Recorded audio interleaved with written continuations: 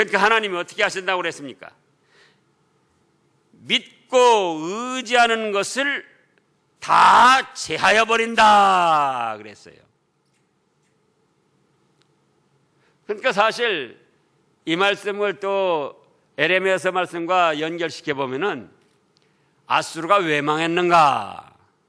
여러 가지 이유가 있지만은 이스라엘 백성들이 아수르를 믿고 의지하고 나가니까 잘한다. 그거 믿고 의지해서 잘 되나 보자 하고 아수르를 망하게 하신 거예요. 그 다음에 또 이집트를 믿고 나가니까 이제는 이집트를 믿고 나가냐? 이집트가 너희의 목적지가 되고 종착역이냐? 그래, 그 결과가 어떤가 보자 하고 또 이집트를 망하게 하셨던 거예요.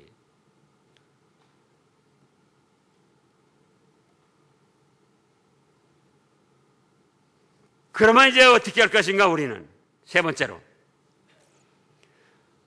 이때 당시 이스라엘 백성들에게도 말씀하시는 것이 오직 한 길을 가라. 이 길 저 길 끼웃거리지 말고 다른 길이 없을까?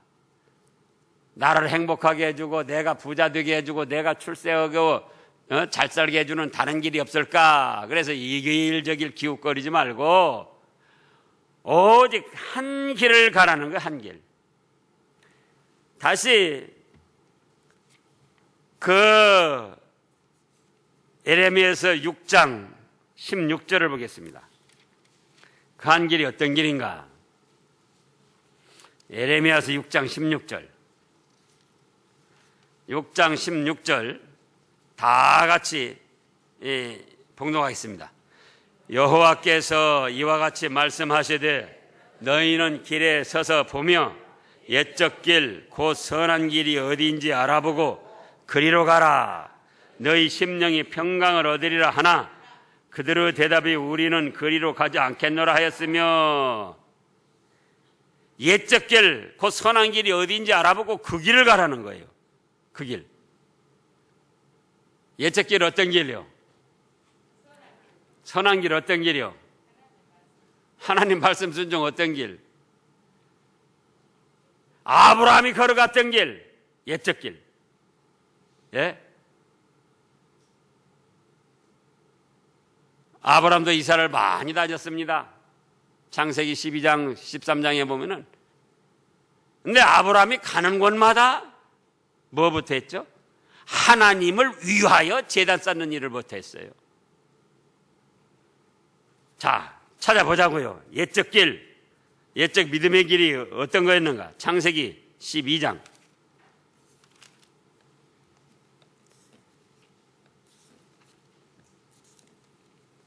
창세기 12장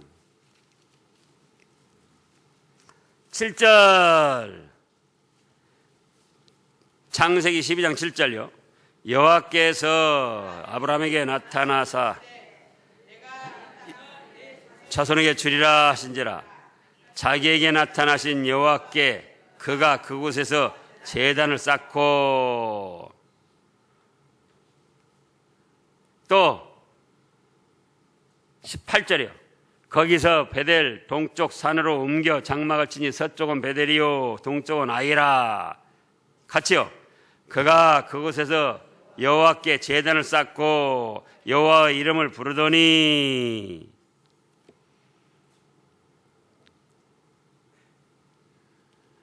또 13장 공중뒤에서 18절, 13장 18절이 다 같이요.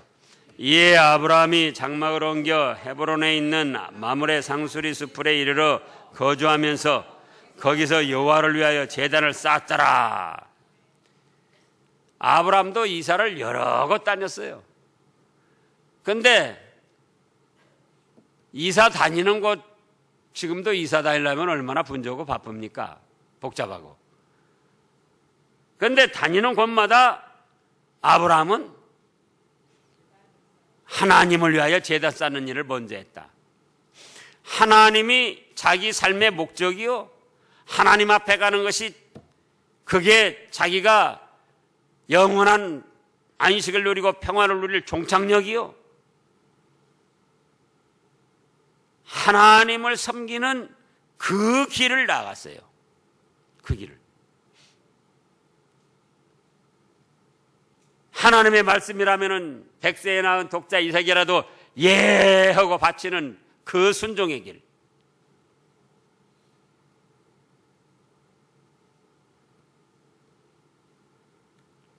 하나님의 명령이라면 어째요? 100살에 낳은 독자 이삭이라도 예 하고 바치는 그 순종의 길. 그 길을 걸어갔어요. 그래서 오늘날도 우리가 옛적 길을 가야지 돼, 옛적 길. 자, 아브라함이 그 믿음의 길을 걸어갔을 뿐만 아니라 또 그 후손들도 믿음의 길을 조상들을 본받아서 걸어왔는데 이제 이 지금 에레미야에서 이스라엘 백성들이 그 옛적 길, 믿음의 조상들이 걸어간 선한 길을 벗어나서 어디를 지금 걸어가려고 하고 있어요? 이 세상 것을 믿고 의지하며 그걸 목적으로, 그걸 종착역으로 삼고 나아가려고 그런다, 그거예요. 오늘날도 우리 요리문답 제1문이 뭐냐? 기독교인으로, 그리스도인으로 입문하는데 세례 받을 때도 그것 꼭 하잖아요. 사람의 제일 되는 목적이 무엇이냐? 네가 무엇을 목적으로 사느냐? 네 목적지는 어디냐? 뭐라고 했습니까? 하나님을 영화롭게 하는 것과 하나님을 기쁘시게 하는 것과 그거예요. 하나님을 기쁘시게 하는 것과 그 하나님으로 더불어 영원토록 즐거워하는 생활이 나의 삶의 목적이고 종착역입니다. 그런데 지식적으로는 그렇게 말하면서도 여기 끼워 저기 끼워 물질을 목적으로 삼고 출세하는 것을 목적으로 삼고 또 어떤 사업을 크게 하는 걸 목적으로 삼고 자식 뒷바라지에서 자식 잘 되게 하는 걸 목적으로 삼고 자기 또 노세 젊어서 노세 취미생활하고 자기 쾌락을 즐기는 것을 목적으로 삼고 세상 어떤 것을 목적으로 삼고 그렇게 나간다 그 말이에요.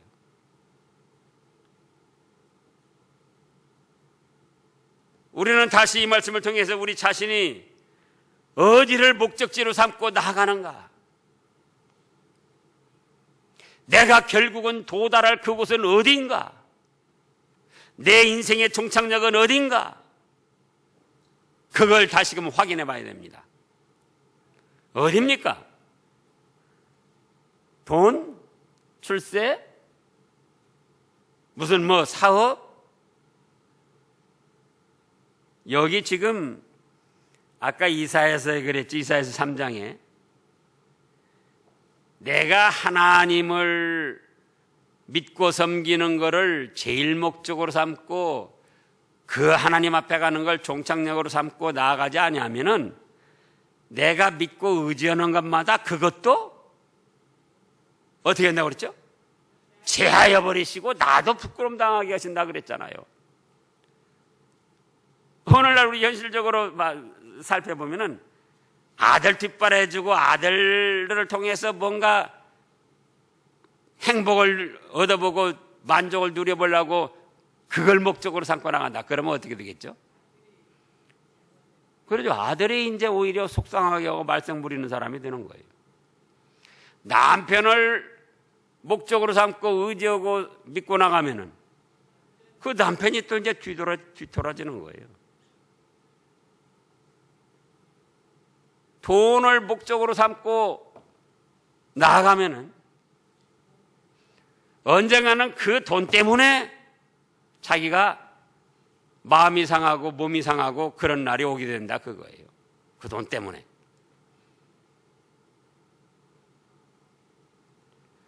사업 키우는 것을 목적으로 삼고 나가면 그 사업 때문에 언젠가는 자기가 가슴을 치며 통곡할 날이 온다 그거예요. 여기서 지금 말하는 거는 그걸 제일 목적으로 삼고 나가는 걸 말하는 거예요.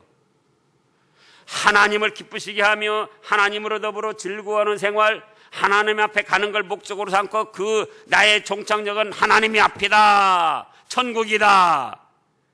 그러면서 내가 그 길을 가는 유일한 길은 말씀 순종의 길이다. 이렇게 하면서 틈틈이 시간 나는 대로 사업도 하고 취미생활도 하고 공부도 하고 자식 뒷바라지도 하고, 자식 뒷바라지 하는 건 부모로서 그냥 맺어진 가운데 하는 것이지 그것이 목적이 돼서는 안 된다 그거예요. 근데 그걸 목적으로 삼고 나가는 거예요. 이미 우리 주위에 여러분들이 봤을 거예요. 자식 뒷바라지 해주고 그 자식 통해서 뭔가 얻고 행복을 누리라고 살고 그렇게 하던 사람들 보라고요. 어떻게 됐나. 그 자식들한테 믿는 도끼에 발등찍힌다고 그 자식들한테 속상하고 눈물 흘리고 그러는 거예요. 그래서 우리 삶의 제일 목적, 결국은 내가 도달해야 될 그것은 어디다? 하나님 앞. 하나님 앞. 그러니까 결국은 현재 생활에서도 하나님을 즐거워하며 그 하나님을 기쁘시게 하며 말씀 순종의 길을 걸어가야, 그래야 목적지에 좋게 도달할 수가 있고 그 하나님 앞에 갔을 때 영원히 빛나는 찬란한 상급과 영광을 받아 누리게 된다 그 말씀이에요. 거기에 참된 행복이 있고 거기에 생명이 있고 거기에 영광이 있고.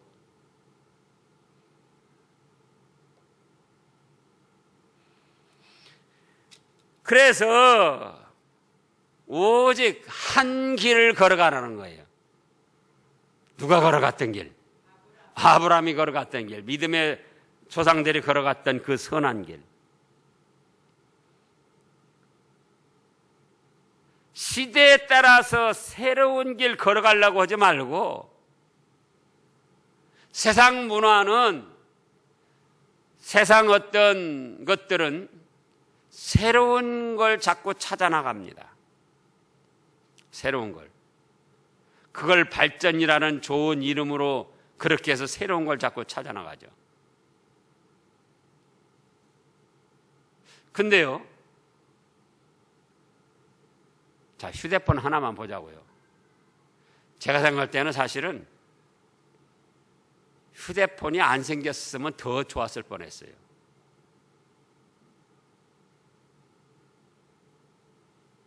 (30년) 전, (40년) 전, (50년) 전 휴대폰 안 가지고 거기에 얽매이지 않고도 돈 안 들고도 얼마나 제대로 살았습니까?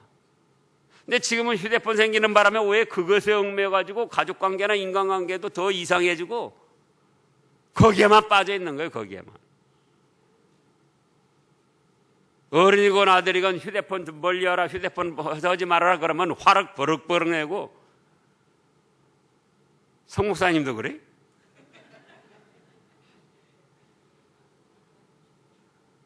잠잘 때도 그냥 휴대폰 그냥 손에다 옆에다 놓고는 그냥 행여나 조금이라도 떨어져 있을까봐. 40, 50년 전에 생각해 보라고. 휴대폰 없어도 얼마나 정감 있게 잘 살았냐 그거예요. 편지 써가지고 또 보내고. 예?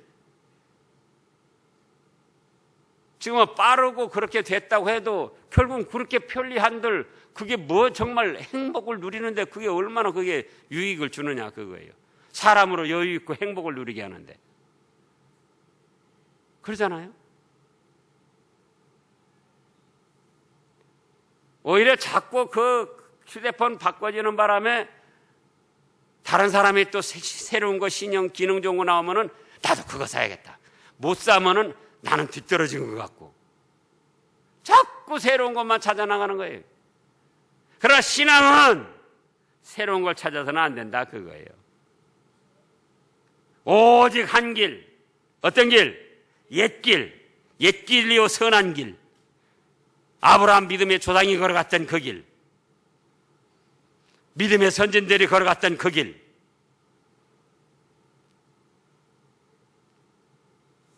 오직 하나님 섬기는 거를 그거를 제1의 목적으로 삼고 그 하나님 앞에 가는 거를 내 인생의 종착역으로 삼고 그 가는 길은 말씀 순종하는 길이다.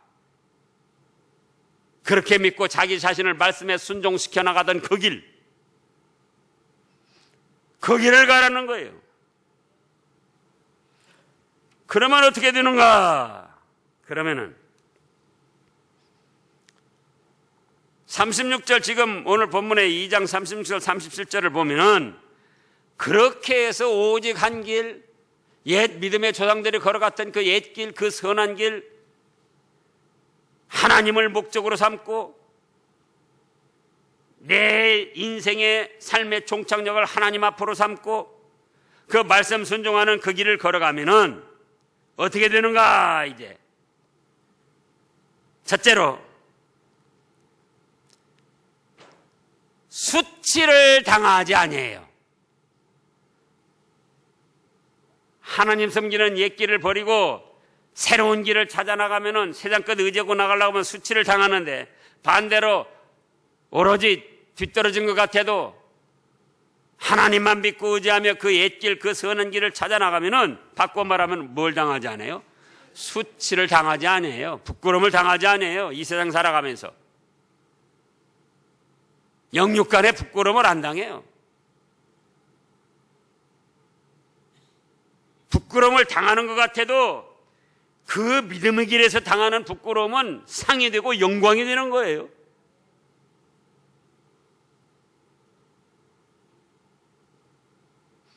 그 다음에 두 번째는 어떻게 되는가? 30절 끝에 보면은 형통하게 됩니다. 두 번째는 옛길, 믿음의 길, 하나님을 목적지로 삼고 하나님을 종착역으로 삼고 그 말씀 순종하는 그 길을 가면은 어떻게 해요? 형통하게 돼요. 제가 이따가 말씀하지만 형통하게 된다고 할 때 아무 장애물이 없이 막히는 것이 없이 그렇게 형통하다는 게 아니에요. 가로막히는 것이 있지만 그 가로막히는 것이 열려가지고 형통하게 된다는 거예요. 장애물이 있고 반대하는 세력이 있고 어떤 불미스러운 사건 사고가 있지만 그걸 통해서 합력해서 선을 이루어셔가지고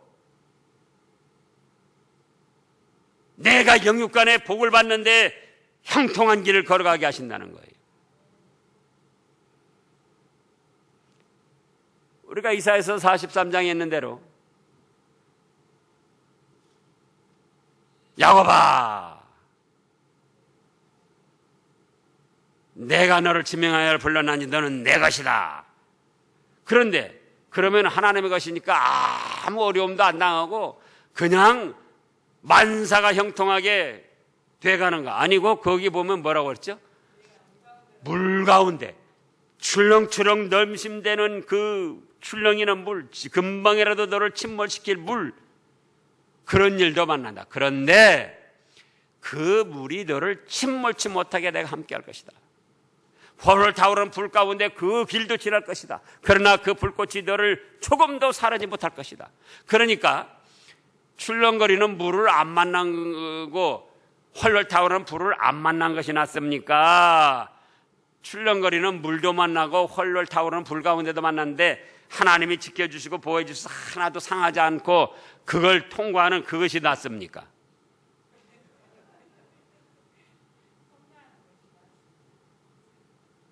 말은 잘하네. 막 홀홀 타오르고 불사를 막 그러는데 아이고 큰일 났다 큰일 났다 큰일 났다. 근데